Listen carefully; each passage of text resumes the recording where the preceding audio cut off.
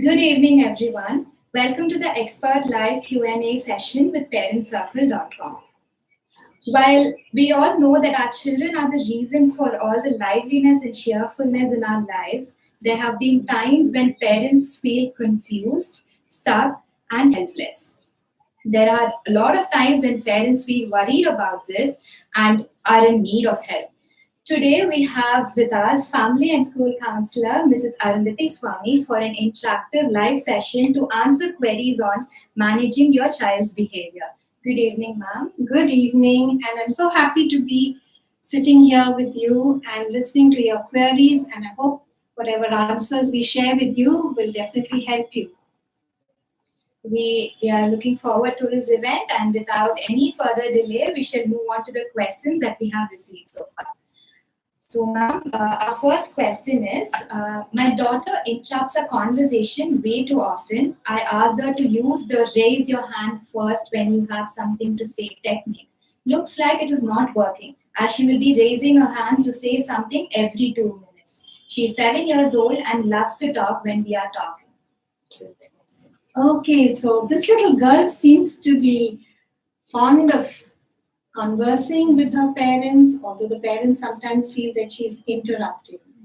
A 7-year-old is at a stage when she's exploring a lot of what she can say, how she can say it, to whom she can say it. So yes, the raising the hand technique can help sometimes, but if she feels that it is hampering her or disturbing her flow of thought, then probably she's not going to be very cooperative about it. So perhaps when you're not having a conversation, at another time when you are relaxing or when she is just, sitting with you and chatting about other stuff, then you can actually talk to her about, how it's helpful when she learns to listen, stops to listen till somebody completes something, and then she steps in. So this is something that she can learn along the way. It needs practice and it needs a lot of patience from the parent. I think the parent can also have a little fun cue, to help her understand that maybe she's putting her hand up too many times or she's trying to interrupt before the other person can finish. So the fun cue can actually help diffuse the tension that could otherwise build up, and slowly she can learn too. So good for your little girl, and get her to talk as much as she can. But yes, I do agree with you that gradually she needs to learn that skill to stop, wait, listen, and then respond, or then come up with something new in the conversation. Thank you so much, ma'am. So our next question is, I have 2 children of 2 years age gap between them. I have noticed that the first one has started becoming more insecure as the second one gets more attention these days from many people. How do I ensure that the first one does not feel bad? He is a very silent kid and does not express much, but I know he is feeling that his baby brother gets more attention.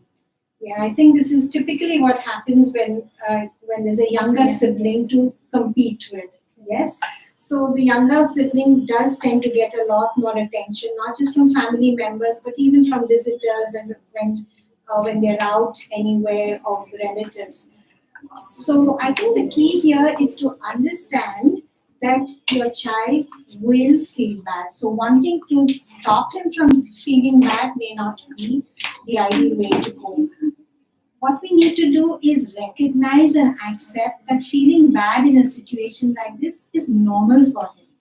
The next step then for us is to comfort him and help him feel as important or as noticed. So while somebody is talking to your younger child, you can gradually or slowly slip in and say, this is my older child and this is his name, and I think we need as parents to turn another person's focus onto the older child because they are not going to. So we need to help and support this child. Important thing to remember here is that a child in that situation will feel bad. It's okay. It's a normal feeling. So instead of stopping him from feeling bad, we need to connect with him, and maybe at other times when they're not out or when there aren't any other people around, have a little chit chat with him and ask him, what does it feel like when people look at your sibling and talk to him more than they talk to you? So when you allow him, give him that space to express what he's feeling. I know you have said that he's quiet and he doesn't express himself. So there are some children who are naturally more quiet. So I think what the parent can do here is to express their own emotions. Because when they demonstrate that expression of emotion, oh, I'm feeling upset today because this happened, or I'm so excited about this, or I'm feeling sad or angry, and explain the situation, you're also teaching the child that, hey, it's okay, to feel these feelings, and it's okay to even talk about them. So our next question is, my daughter is feeling low when she is not able to finish studying her portions for her unit test. Also, her anxiety level is high for the 12th board exams. Though we try to help her, she is not in a listening mode, probably not convinced with the way we are trying to help her out, or she is feeling it is the stage made to make her calm. Please let me know how we can create a positive environment for her. Okay, wow, this is a typical scenario that happens in most households where there is a board exam, coming around the bend. And yes, anxiety and tension are all part of it. However, if the anxiety or the tension is interfering with the child's performance and her ability to focus and concentrate, then definitely we need to see how to help the child. But the first thing I think we need to do as parents is to check out how anxious are we as parents. Because if we are anxious, and I think most of us tend to be really anxious about the board exams and the preparation and the final performance, we may not be aware of it, but we could be transmitting some of that anxiety. So I think it's really, really critical that the parents actually do a self-evaluation and say, yes, we are anxious, but how much of it are we transmitting to our child? And what is it that we can do to deal with our anxiety and our tension so that she sees parents who are more calm and in control, because then that will get transmitted to her, right? So having said that, yes, there are little techniques that we can share with the child as to how to reduce tension, anxiety. I think the simplest and the most popular is deep breathing. Yes, how to take just deep breaths, slow deep breaths to calm oneself down. It's also important to give them breaks or allow them to take the breaks, because the moment a child takes a break, we tend to say, oh, why aren't you studying? Don't you have so much more to finish? Okay. So we get anxious and we put the pressure onto the child. So let's look at what is it that's really helpful for a child to stay more calm and stable during a board exam. So it's also about helping them to, set small goals for themselves as they prepare for the exam, because that's those little steps is what's going to take them towards the final outcome. So also make sure that these board exam kids eat well, sleep enough, and are active, because they tend to be sitting with their books and they don't get enough of activity. So these three things are the basics. And then of course, eating foods that help them give them more energy and a calm family atmosphere. Yes. So we are all tense, but we need to work with our tensions and our anxieties to make sure that the family atmosphere, at least when she's around, yes, is more calm and stable. Then she's going to pick up her cues from there and feel, a little more confident about doing the board exams. Have I answered every part of that question? Because it's a pretty long question. So, yes, you did answer. So, they were just trying to understand how to create a positive environment, or they just want to know if what they are doing is actually the right way, or if there's any. Okay, since you mentioned positive, positive environment. I think a lot of encouragement. So, every little step that she takes forward needs to be encouraged. And whenever she does have a setback, yes, we feel disappointed, we feel scared, we feel worried. So as I said earlier, take a step back, and we need to settle ourselves down before then we present ourselves in front of the child to give her more confidence and, see that, there is a setback. Let's see what we can do about it. Let's work on it together. That's the kind of support these kids get. Yeah. Correct. Thank you so much, ma'am. I think this would be an answer that every parent who's going through this journey along with their child who's giving their board exam is something that's really helpful. So the next question is, my 5-year-old is very cranky. He starts crying on each and everything. Please suggest what to do. Okay, so at 5 years old, a child is beginning to think more abstractly, is ready to step out because he has been to school now for a couple of years and should have by this stage been able to at least talk about what is going on. So somewhere it seems like this little child has not got into that pattern of expressing, talking about what is troubling. So the behavior that he is expressing is actually a communication from him. Something is not feeling right, help me out. So we tend to respond only to the action and the behavior. So we need to just stop and say, okay, this is the behavior. What is causing that behavior? And invariably it's an emotion, a difficult emotion.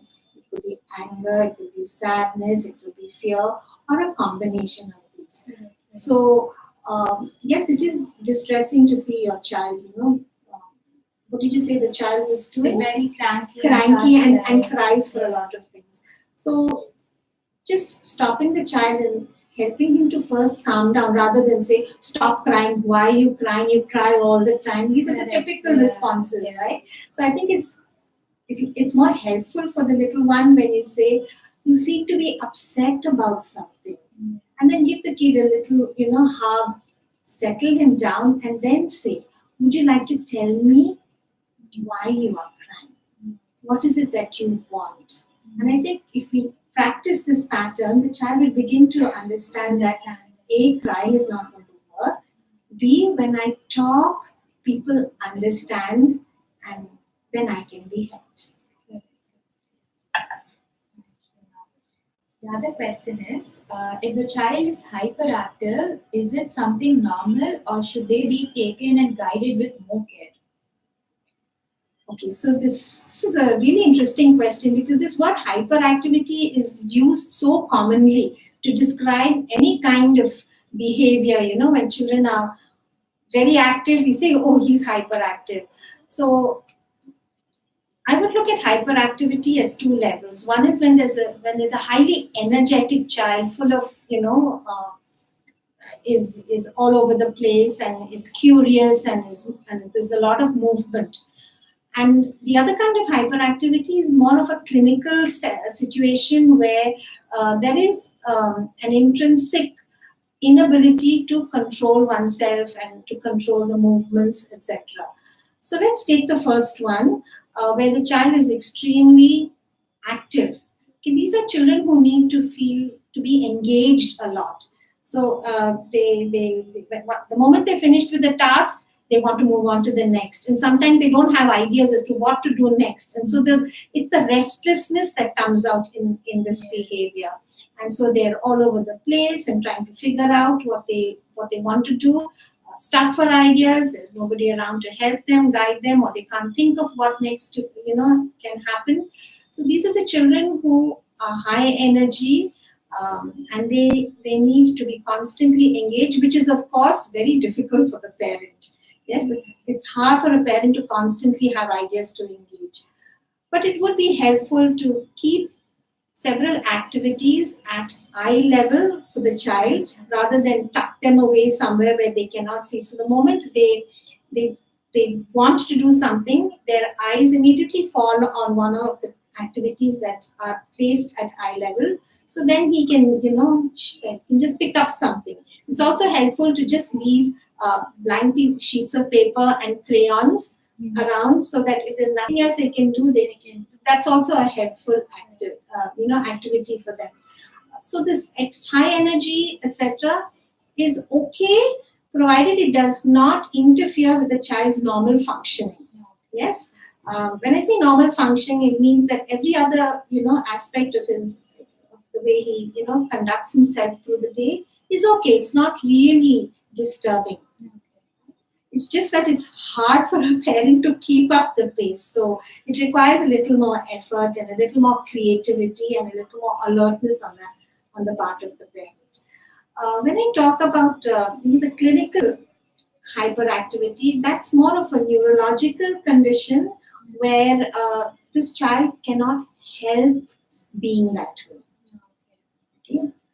And this child would definitely need to be diagnosed first as having hyperactivity, or what we call ADHD, attention deficit hyperactive disorder, for which there are certain behavior interventions that will help the child. For this, the parents would really need to consult a good therapist, a good counselor, to see what kind of intervention would help the child, deal and manage this whole hyperactivity.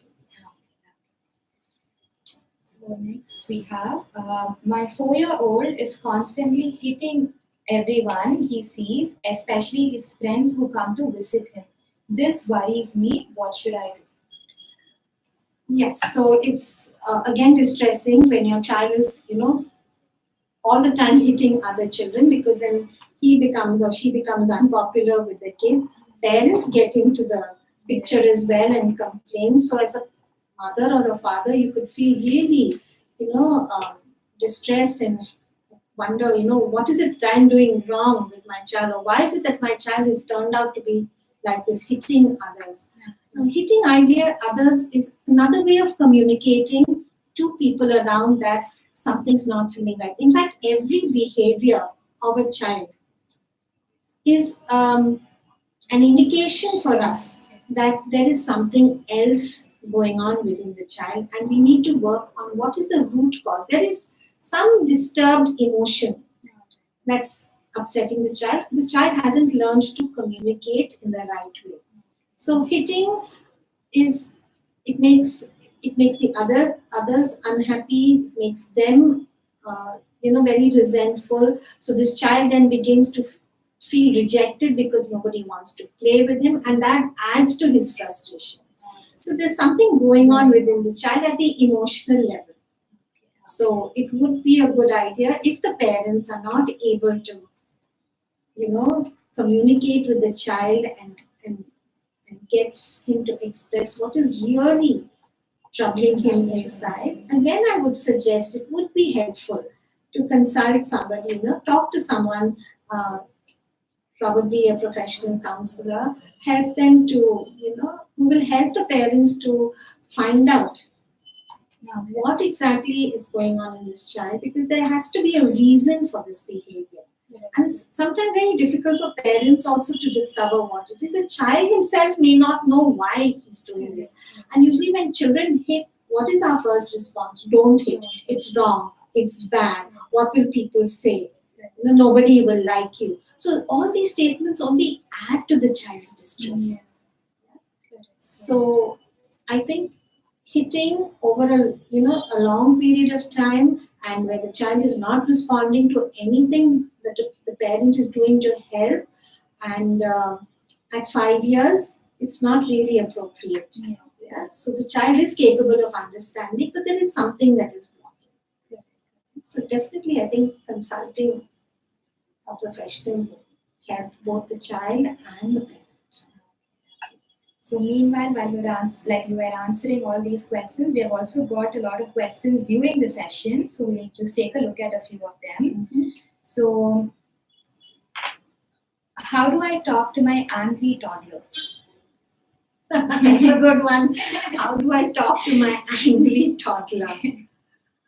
The first thing that comes to my mind is when your toddler is angry, you talk. Of course. But on the more serious side, again, a toddler, say from 3 to 5 years, okay, just about learning how to manage people around and they're trying and testing.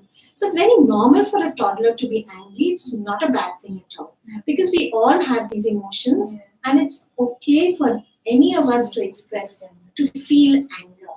So I think what this little toddler needs is, parents to show him how to talk about his anger. So he can say, the parent can say, you seem to be angry because I didn't give you this, or are you angry because we didn't take you out? So try to, give various reasons as to why the toddler may be angry. And then he will kind of think about, okay, maybe this is why I'm angry. And then he can express, okay, this is why I'm angry. I'm angry because you did this, or because you did not give me this, or because so-and-so said something, right? So toddler anger is very normal, very common. If it goes into tantrum behavior, then that's another story altogether. My son loves the color pink. Does that mean he is gay? Okay, so this is very relevant today, where we have a lot of, stuff going on about, diversity and how to embrace diversity, etc. Actually, children have no concept of what color is associated with which gender. I think the dilemma is in our minds as adults. So just allow your little one to wear whatever colors he wants, and be careful about not, passing on your own biases or judgments or beliefs onto him. I see a lot of men wearing pink today, and they're as clear about their gender as possible. Colors are something that a child begins to connect with for various reasons, and it has nothing to do with gender, particularly at this stage, or maybe at any stage for that matter. So the next question is, my friend's 8-year-old son still bites his 5-year-old sister when they fight. He is not violent otherwise. Is it normal? What age did you say they are? So the son is 8-year-old and he bites his 5-year-old sister when they fight, but otherwise he's not violent. So the parent is asking if this is normal. I don't think this is okay for an 8-year-old to be biting not just a younger sibling, but anybody for that matter. So then again, it's sibling rivalry and, suppressed emotion about, it could be jealousy, it could be feeling, neglected in some way. So we don't really know the reasons. So I think it would be helpful if the parent has little one-on-one chats with the 8-year-old. Take him out on a walk, take him out for an ice cream, just give him that special one-on-one time, and gradually slip in questions like, what does it feel like to have a younger sibling? He has a brother or a sister, have they mentioned that? A little sister, yeah. Right, okay. So I think this child probably has a lot of mixed emotion about the sibling and is confused, and then, when they fight, he hits out, right? Because he has power. As an 8-year-old, he has physical power, and just being an older sibling gives him additional power to do this. Handle the hitting very firmly. The moment you see him hitting, you need to intervene and stop and say, this is not allowed. And, separate them, but don't isolate the 8-year-old. Because that's a tendency, because we sympathize with the little one. She's younger and she's a girl, so we think she's more delicate. These are typical thoughts that run through our mind, and so we kind of connect with the little one and we disconnect with the older one. And I think that's what we need to be aware of. So while you connect with the little one, you can say you're hurt, and then you can also talk to the other one and to the older one and say, something must have made you hit her. Do you want to talk about it? Right? So I think connect with both, with one and then the other, rather than just connecting with one and then disconnecting by showing your anger, displeasure, and not relating to that child for something. So the next question is, my nephew is too attached to an owl soft toy and refuses to let go of it. Be it school, marketplace, or any other place we go, he simply refuses to let go of it. He is too attached. Please help. How old did you say he is? The age isn't mentioned. The age they haven't mentioned. So Okay. So for toddlers, infants and toddlers, it's very common to have this little, comfort thingy that they hold on to, and it's really okay. Yeah, it becomes uncomfortable because you have to keep it clean, you have to make sure you don't lose it, especially in public places. And I think sometimes as parents, we're more worried about what will people say. So it's really okay for these little ones to have a comfort, especially when especially when they go out, because then they're going out into a big world where there's so much of stimulation, new experiences, sights, sounds, etc. And it can be overwhelming for a child. So it's okay for them to have a little comforter to just hold on to, and it makes them feel safe. They associate it with security, safety, warmth, and comfort. They usually outgrow this around 4 and 5 years. Okay. And sometimes they outgrow it in phases, like they would do without it when they go out, but they would still want it at home.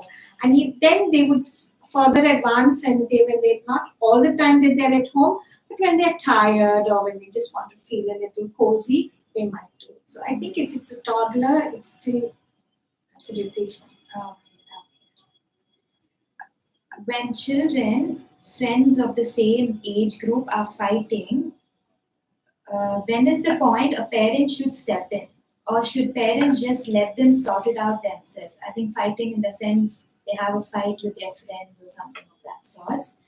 They want to know when is the point when a parent should step in, or should parents just let them sort it out themselves? Have they specified any age group is not mentioned. All right, so we'll approach it in a very general way, which is applicable to almost all age groups. Yes, children will fight, and they will fight like mad. Yes, but they also make up on their own, and I think we need to give them that space. Yeah?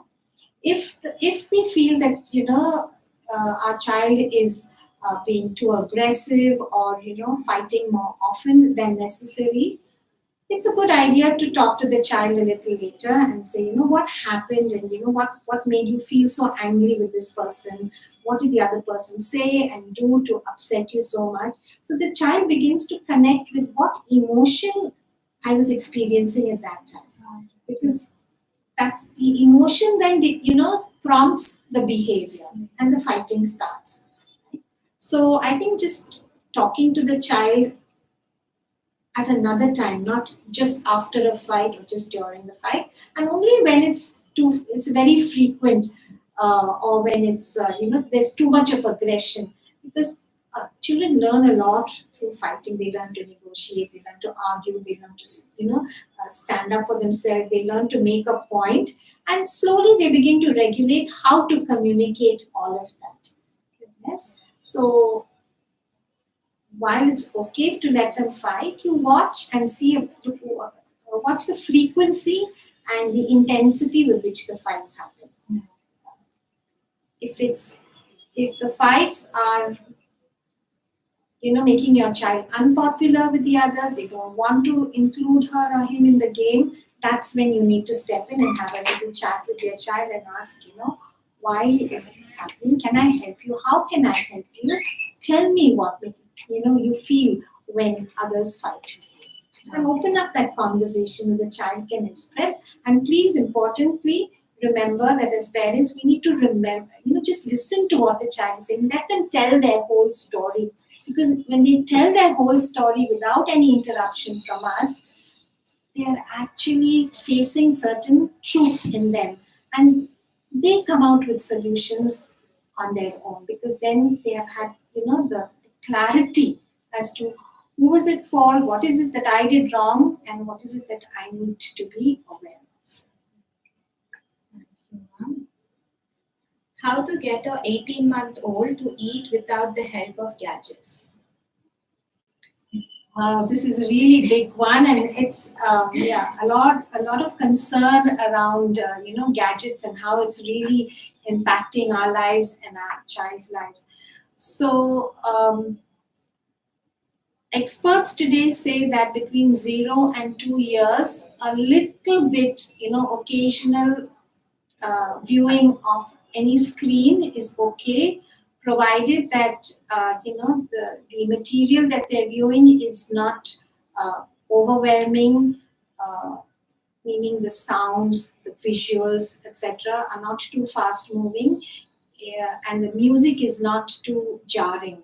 So any video which has pleasant sounds or music, which is paced quite slowly, which doesn't confuse the child's, receiving all those inputs at the same time, and as rarely as possible.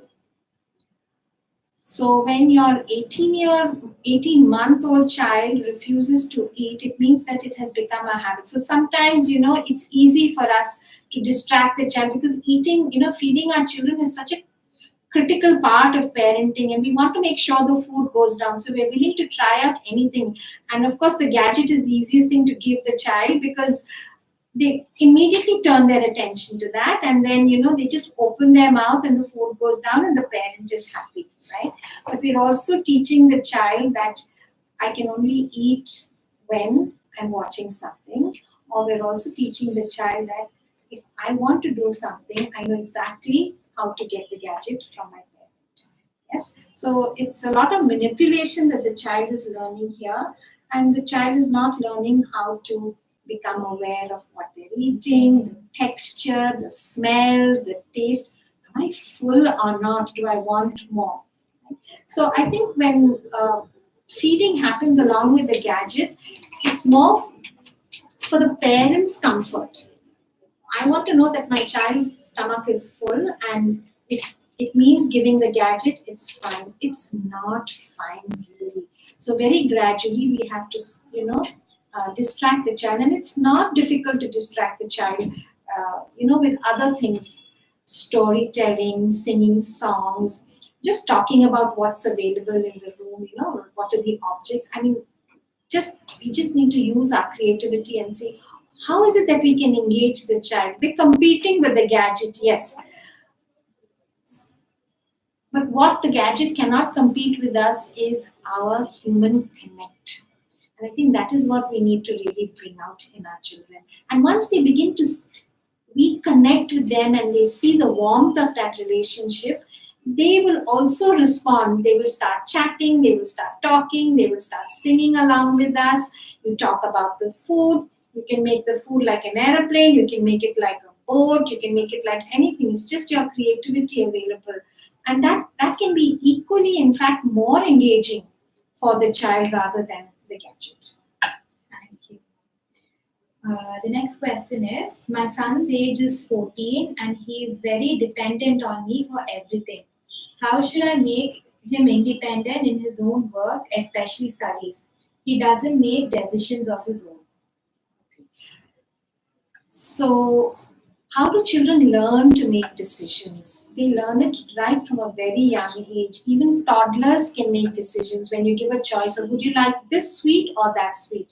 Would you like to wear this, color or that color? So it's about giving opportunities to children to make tiny little decisions, and as they grow, then we widen that scope for them to make more decisions. Do you want to if you want to watch TV and you want to go out and play and you have your studies to do, you make a choice as to when you will do each. So I think it's a lot about the parent giving those little opportunities for children to actually, make small decisions for themselves. If your son has not learned to make them so far, it means that he has not learned the skill of decision making, and you need to start right now. So talk to him and say, if I could give you a choice of this or this, what would you choose? And he's most likely to say, you tell me. So edge him gently, push him gently to say, no, tell me, which one would you prefer anyway? And involve him in, family decisions, like if you're going out for the weekend, ask him, where should we go? And everyone, pitches in and gives their, ideas, and then ask him to make the decision.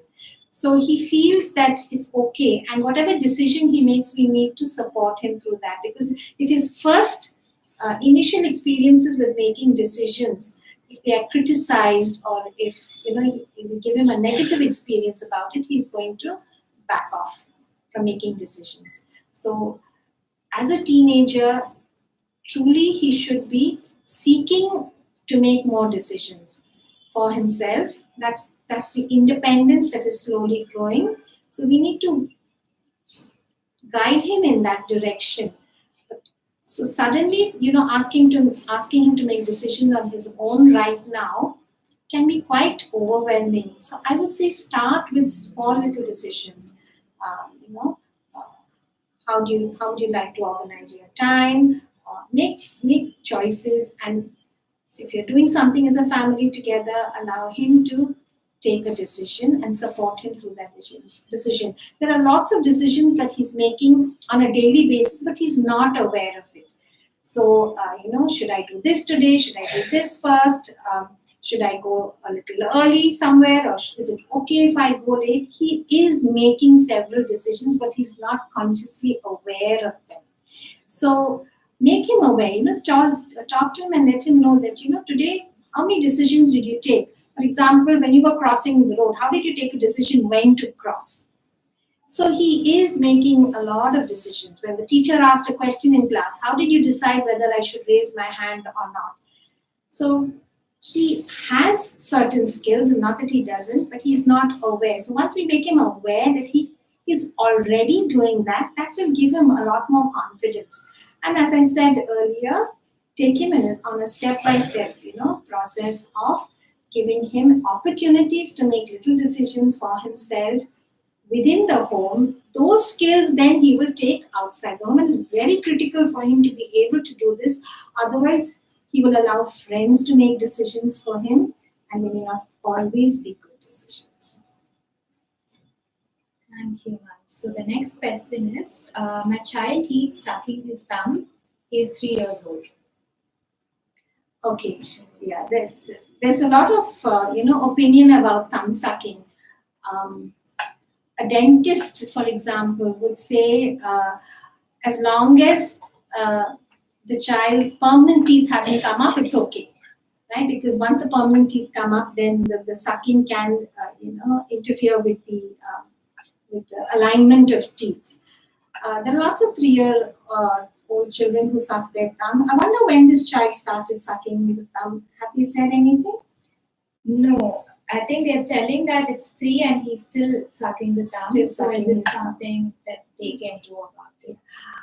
If the child started sucking thumb right from the beginning, then it's more of a habit.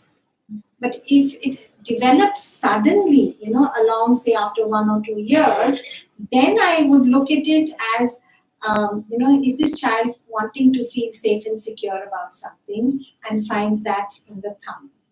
So if that be the case, then I think it would be good for the parents to actually look for cues in the child as to what is making this child feel a little unsafe, or he has fears, or I think watching your child very, very keenly, very closely would give us some cues as to when it happens. Does it happen in certain situations, at certain time of day or night? And that will, give us an idea of the triggers that may be causing this little feeling of, not feeling so safe for the child. If it's a habit, then I think it's just about taking the attention of it, because the more attention you give it and you tell your child to stop sucking, the less he's going to, give it up. So focus on other things that the child is doing well, and every time the child is not sucking his thumb, say, hey, good for you. Did you notice that you didn't? And you say, oh yes, I didn't. So I think it's that approach. It's a gentle approach, and it's also a firm approach in some ways. It's a delicate balance between the two. Thank you. I am blessed with twins. They are close to 3 years. My first twin does not reciprocate the affection showed by the second twin. How do I strengthen their relationship? Okay, twins have a very unusual connection with each other. But I would look at this just as it, as it would have been with, kids who are not twins, just regular siblings. It's the connect. So one can be more demonstrative in affection, the other may be less, and it's okay as long as there is a connect between the two of them, as long as they, talk to each other, relate to each other, fight with each other. As long as that communication is going on and there's a relationship developing, I think it's really okay if one is less demonstrative about or less expressive about the affection she has for the other twin. And I think the other one will understand, unless she has said that my sister does not love me enough. If that hasn't happened, then don't worry about it. So the next question is, as a parent, I worry that my child will react negatively if I scold or discipline him. How can I be sure that my child will take it the right way? Okay, so no child likes to be corrected, so they're not going to take it the right way. If we can accept that and say, you know what, I am going to correct my child because that's what I need to be doing, and I have to help my child regulate behavior. What happens with a lot of parents is the moment the child looks upset, feels sad, or shows a very pathetic facial expression, then the parent's heart kind of melts and say, oh, I don't want to see my child feeling so bad, and then I give the wrong signals to the child. So it's okay for the child to feel upset and unhappy when you correct your child. And as long as you have a good, warm, strong relationship with your child overall, any correction that you make will kind of, the strong relationship that you have with your child otherwise will help the child cope with this firm handling that you want to use to correct his behavior. The next question is, my spouse scolds and beats the child who is 10 months now since the child does not listen to his words, even if he tells very patiently. Is that the right way to guide the child? You say the child is a 10-month-old? 10-month-old, and her spouse usually scolds and beats the child. This is not something that we would look at as being acceptable, because to beat a 10-month-old, it's actually taking away from the relationship between the parent and child. So this is a little delicate, I would say, but since you've asked the question, I would really suggest that you find out or try to discover or help your spouse understand why he's feeling so upset that the child is not responding. Yes, because this is coming from the parent, and you know what? As parents, we have a lot going on in us, and sometimes we don't even realize that there are unconscious maybe memories or life experiences that have actually impacted us so strongly. It shows in our relationships with the people around us. So perhaps this dad is, confused about something, or there is some experience or memory that could be triggering off. So as his partner, I think it would be helpful for him if you could start trying to understand where is this behavior of his coming from, rather than say don't do it, because a lot of what he's doing is probably coming from somewhere where he doesn't want to, but can't help himself. Next question. Unwittingly, children are often subjected to gender stereotypes. How can parents help break these? Okay, I'm glad you're thinking on those lines. Parents are thinking on the lines of breaking these gender stereotypes. So I think it starts right from infancy. The way we dress our children, the color coding that we use, etc. So if we can just neutralize the colors that we use for our kids, for their clothing, for their home decor, etc., then we're also telling them that color has nothing to do with the gender. It's about letting children know that it's okay. Yes, there is a basic difference between boys and girls, but beyond that, we all have the same ability to think, to play, to show emotion, etc. And it's about helping them to see that differences are okay. That diversity is normal, and that we need to be able to adapt and adjust to anyone, especially who looks different from us. When it comes to gender, I think yes, we are all really sensitive about it at this time, because we are transitioning as a society into more open-mindedness about gender. So teaching little ones that whether it's a boy or a girl, we need to respect each other. We need to be empathetic with each other. We need to be able to play with each other together.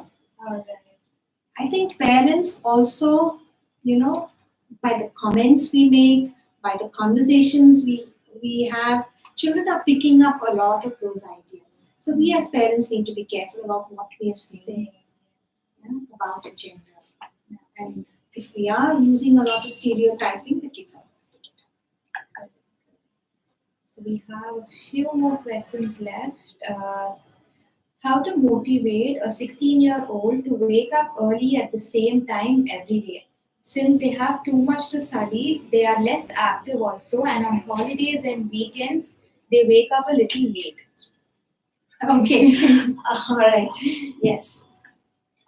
So research tells us, especially the research on the brain tells us now, that there is so much of development and activity going on in the brain in the early hours of the morning.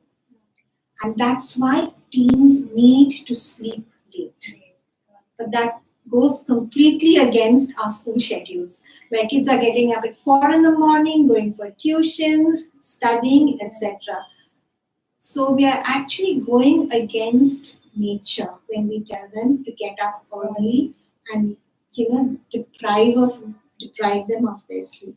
Having said that, we have to function, with the norms that are laid down by schools, timings, etc. So I think it's perfectly okay to let your teens sleep late on a weekend, on a holiday, because they need to catch up with that sleep. Otherwise, sleep deprivation is going to impact their concentration, and that will impact the effort that they are making with their studies or with any other activity. So we can't ask schools to not start at a certain time, but what we can do is give them those extra hours of sleep on weekends and holidays, and tell them, you know what, I know you really need it, so enjoy it. They will then get up on their own at a much more reasonable time. But if we are, nagging them about getting up, they will just dig deeper under the blanket and try to stretch the time that they sleep. So the next question is, my son's behavior has changed suddenly. He is 5 years old now. And nowadays he gets angry very easily and also wants to beat the other person irrespective of the age gap. This is a 5-year-old boy. 5-year-old boy who's often getting angry these days, but this was not the case earlier. So the parents sees a shift in the behavior of their son, and they easily they want to beat the other person irrespective of how old they are. Okay. So he just wants to hit back. So the sudden change of behavior is definitely an indication that something is troubling the child. He may not even know what it is, or he may be aware, but is not able to express it, and therefore is using this kind of aggressive behavior to tell us that something is going on and I need your help. As I said earlier, behavior is only an indication of a root cause or of a problem. So finding that root is what we really need to do. Sometimes as parents we can do it on our own by, having these little conversations, friendly conversations, relaxed conversations with the child, where you can ask these questions. Sometimes you get so angry and you beat. So what is happening inside? What makes you do that? Do people do something to you that makes you feel angry? Do people say things to you? So it's just taking time to explore and help the child understand within his own mind, okay, these are the reasons why I'm hitting. These are the feelings that I have.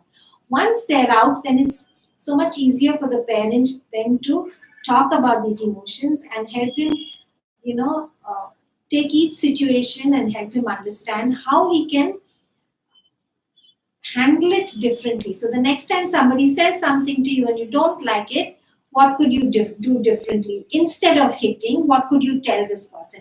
Could you tell this person, I don't like what you're saying? Could you tell this person, don't do that to me, I don't like it? So it's teaching the child, first to figure out, helping the child to first figure out what is going on inside me. There's something happening, there are these emotions and there are these thoughts. I don't know how to talk about it, I don't know what to do about it, but it comes out. When somebody does something to me, I just hit out. And of course, if you have tried hard as a parent and you're still not getting any response, then maybe it's time to again consult a professional who will be able to look at it objectively, who will be able to work separately with the child to draw out, what is troubling him, and also give guidance to the parent as to how to manage that behavior and turn it around. Next question is, my son is impulsive. How do I help him handle his emotions? Have they given the age of the Age child? group is not mentioned here. Okay. Yeah, probably we can wait for a reply from their end about the age group, or we can have like a general. Okay, generally, I think we're all impulsive. Yes, and the reason why impulsivity is hard to manage is because the areas of the brain that actually control the impulses are in the front, in the prefrontal lobe, which are the last to develop, and they develop way beyond age 20. So, expecting children to control impulses, all the time may be a little unrealistic. However, we can make the child aware, okay, what did you do just now? Just stop the child and help him understand what just happened. So if the child was impulsive and threw something, right? You can stop the child. Okay, can you tell me why you threw that? Okay. And then of course, correct the behavior and say, once you finish talking to the child and helping him understand that it wasn't the right thing to do and that there are other ways that he can express himself, then make sure the correction happens. Now, can we get it back, please? Yeah, so there are multiple things that are happening here. So there's correction, first there's understanding, helping the child understand, that what I'm doing is not right, and I didn't even realize what I'm doing. So stop, think. There's this acronym called STAR, where you stop, think, await, and then respond. So we can teach our children that little acronym. Just stop, think of what you're doing, and then wait for the child to actually work it out in the mind, and then respond. And you can play it like a game, because if we're talking about little children, they love stars anyway. They're quite fascinated by it. So when you say star, maybe you can give a little star to the child every time, he actually tries it out. How to get an 8-year-old to focus on his studies and not get distracted while doing revisions or homework? Okay, so studies is always a big issue sometimes between parent and child. Concentration, regularity, managing their time, all these are very important elements of study. An 8-year-old by now actually should be able to um, respond to his own inner body clock and say this is the time to study. Okay, then they're able to sit down and know exactly what they need to do. They might need a little help with planning as to what to do first, and support from the parent. But definitely, an 8-year-old should be well on their way to studying independently with the parents' occasional supervision and sometimes very active help where the child asks for it. So children who have not yet developed these skills at the age of 8 have probably gotten used to the parent telling them, right? So they haven't really developed that skill to on their own regulate their time, etc. Not that they're great at regulating time, but at least they're learning it in small ways, right? And there are reminders. Children always need to be reminded, and because we remind them once, it doesn't mean we stop reminding them. So, but gentle reminders or firm reminders, and the child should be able to, respond to his own inner clock and say, okay, this is my study time. Or if they've forgotten, which they usually do because they're so busy playing something, the parent can, say it's your study time. And it's about developing that habit. It's going to take a while for this 8-year-old child, but the parent needs to be very patient and take small steps in that direction to make the child more independent. For example, the parent is sitting throughout the time, with the child studying, then you can't suddenly take yourself away from it because the child is going to feel lost. Yeah. So work it out with the child and say, I'm here close by. If there's anything, just let me know. Come up to me or call me and I will help you. Right? That independence is very, very helpful now as it grows, because as the child goes to higher classes, there's more portions and work to do. It's going to be tough for the parent to be spending all that time, and they're going to feel, when can I get out of this? So this is the time to actually channelize. And 8 years is an age where children want that independence. They're seeking to be able to feel competent. I can do this. They're looking to master certain skills. This is that pre-teenage where all of these developmental tasks are happening. So it's a good time to actually wean the child away from the mother where his studies are concerned. So we'll just have one more question. My friend's 5-year-old son is hyperactive. It's extremely difficult to make him sit still. He's fascinated by gadgets such as the washing machine and the grinder. The fascination is such that the moment he enters someone's house, he asks to see these gadgets. It's quite embarrassing at times. Otherwise, all other activities of his are normal. But there's one area that he excels in, which is reading. His reading skills are equivalent to that of a 9 or 10-year-old's. What could be the reason for his extraordinary interest in the above-mentioned gadgets? Okay, so there are some children who are naturally, drawn towards certain gadgets and how they work, which is okay. And they, it's time bound. They will fixate themselves on certain things and then they will move on to something, but they keep moving on to other things. But if the child is, just stuck on this and, not on anything else, I would look at it in a much broader picture and say, where is this coming from, right? Can you just remind me of what the latter part of the question is, please? Yes, so they say that his activities are all normal, but then his he's Reading, excelling in yes, reading. yes. His reading, he is actually 5 years, but then his reading skills are equivalent to that of a 9 or 10 year old. Also, the parent has mentioned that the boy's 3-year-old cousin shares the same fascination for washing machines and grinders. Okay, so I don't know whether there's any connection as such. I don't want to, emphatically say that, is it genetic, is it in the family or whatever. No. Some children are high functioning in certain areas. Like for example, this child is high functioning in reading, and he also has these fixations.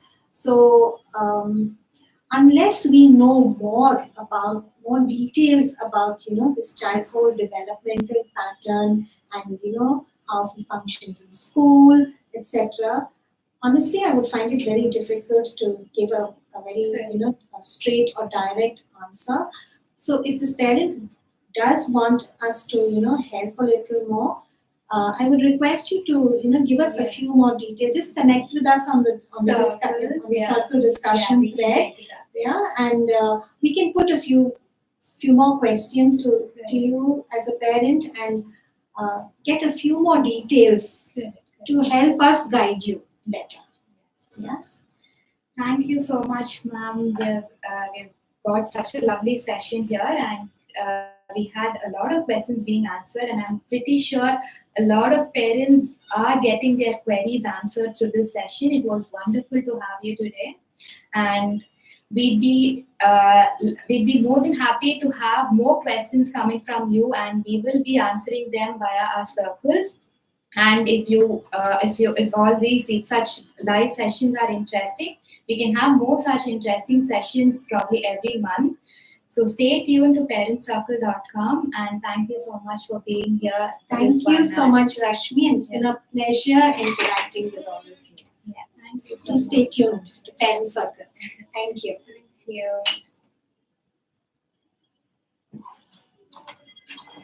you.